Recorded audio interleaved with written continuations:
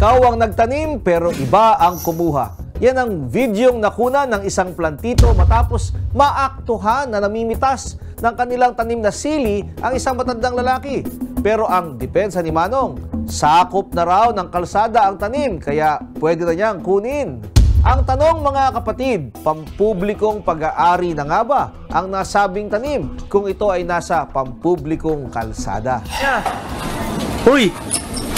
Kung pala kumuha ng sili dyan eh, hindi ka nagpapaalam ah, ayos ka. Bakit kanino ba to? Andito yung may-ari, kuha ka ng kuha dyan ah. May-ari, lote nyo ba to? Oo, Kalsada na to eh. kalsada, tanim namin yan. Hindi, tanim nyo nga pero hindi nyo lote to. Kalsada na to eh. Maaari kang makasuhan ng pagnanakaw dahil sa pagkuha ng pagmamay-ari ng iba kahit pa ito ay nasa kalsada na.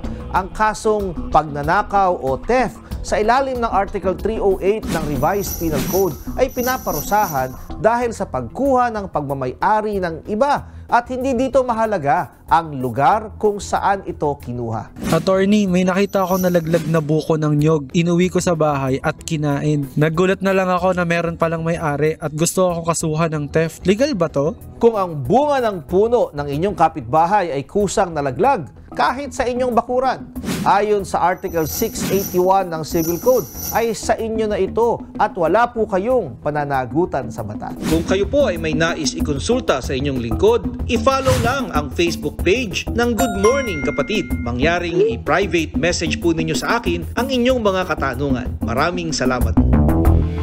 Mga kapatid, Justin Quirino po. Masayang kwentuhan at makapulahang informasyon ang hatid namin tuwing umaga. Kaya mag-subscribe na at mag-follow sa social media pages ng News 5.